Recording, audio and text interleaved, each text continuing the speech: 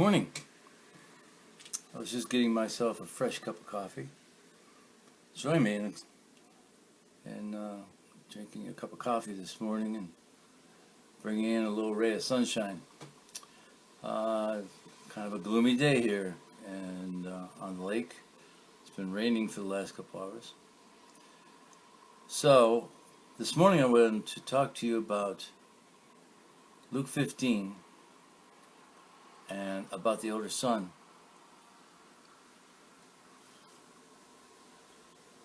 There's some interesting things that are in the chapter, and I need to get my notes. Just a minute.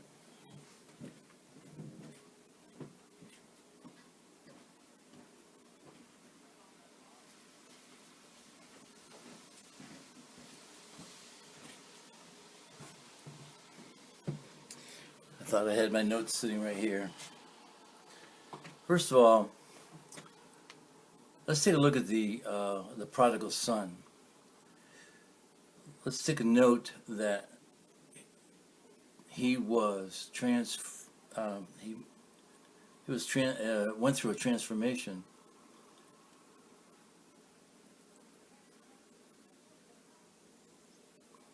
Through the Father's love. And that's normally what happens in people's lives.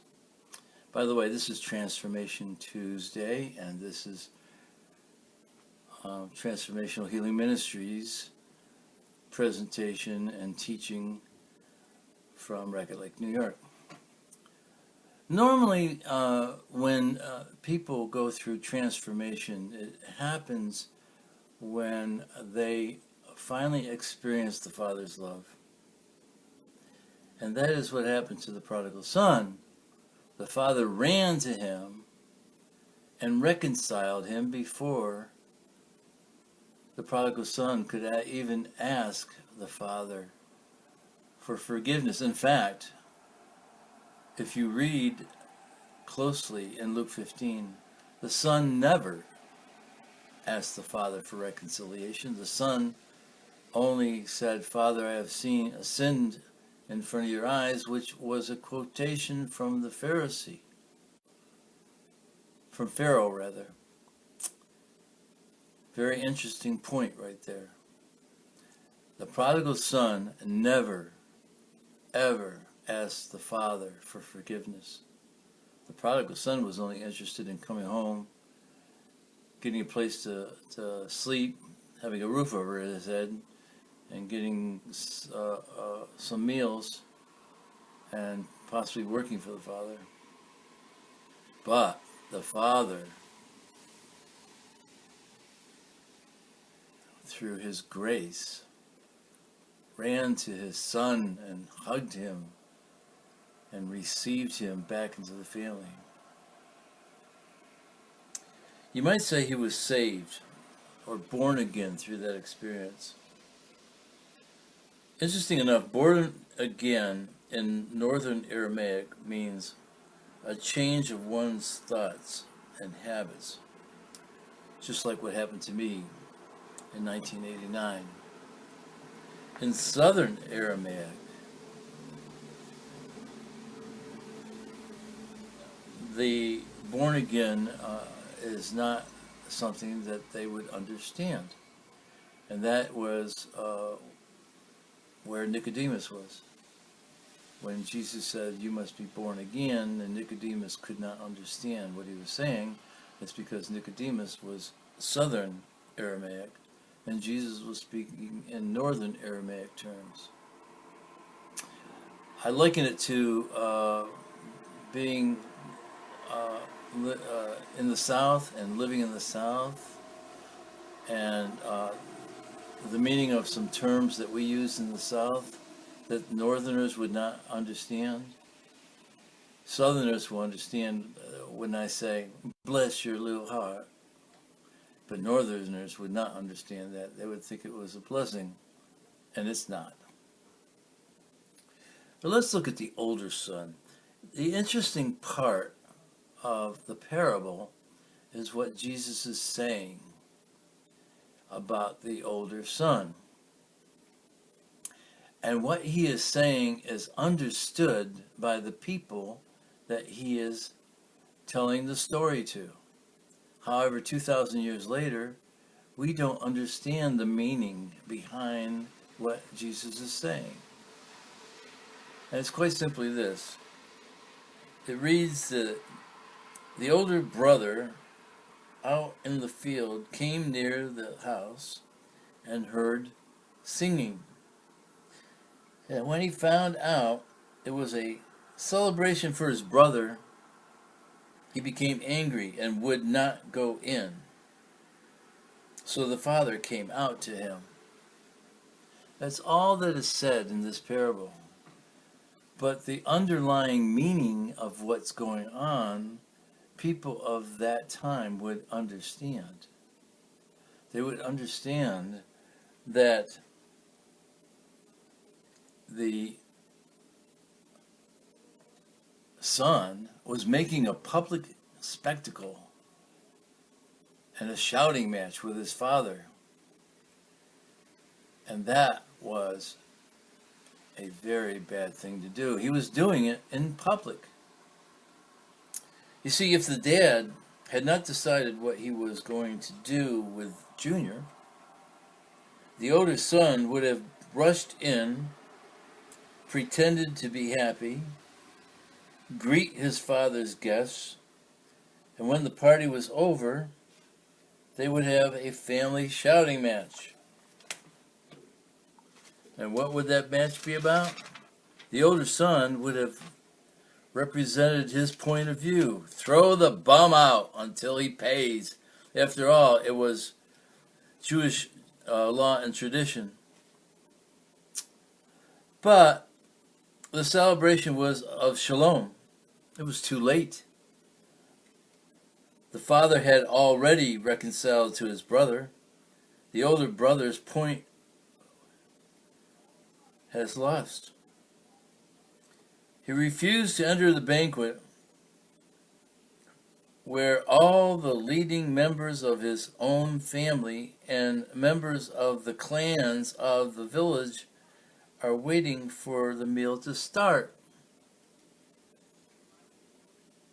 This is a deeper insult to the father than what was done by the younger brother, because it was made in public. For the second time in the same day, the father must reprocess his anger into grace. The first time for the one who breaks the law, the second time for the one who keeps the law.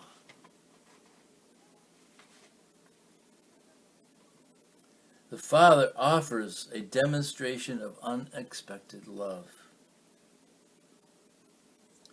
Now, the issue is not the law. It is an issue of relationship. The older son shouts, "He wasted your living with harlots." By the way, interesting enough, the only place in the Bible that says that the prodigal son was with harlots is his older brothers shouting at his father. Nowhere have I been able to find that it says in other places that his brother wasted his money on harlots.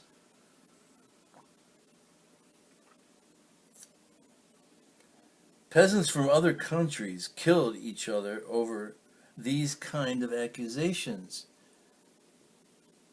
This was an extremely serious condition. He is shouting out of control. The father is expected to reply, "Enough! I don't have to put up with this. Lock him up. I will deal with him later." But what does the father do? He pleads for joy. Jesus is telling this story in the person of the Father.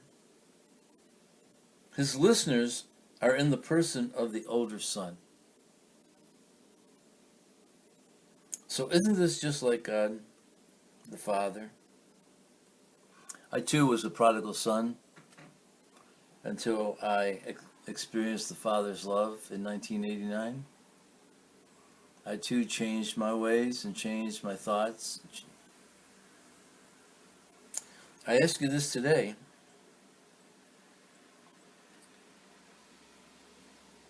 What son are you? The prodigal son or the older son? Because there is grace from the Father for you. All you have to do is ask for it. We will continue with transformations of biblical characters on Transformation Thursday. And I am looking forward to diving into the transformation of King David. It's interesting. I never could understand how someone like King David could be loved by God. God loved him because he was after God's own heart. Never understood that statement. After all, David was an adulterer, a rapist, a murderer. He was everything that would make him a candidate for not being one of God's favorites. And so we will look at it, and we will dive into it, into the story of King David, and when he received his ultimate transformation. Until then, be blessed and have a sunny day. We are supposed to have sun later on today. Bye-bye.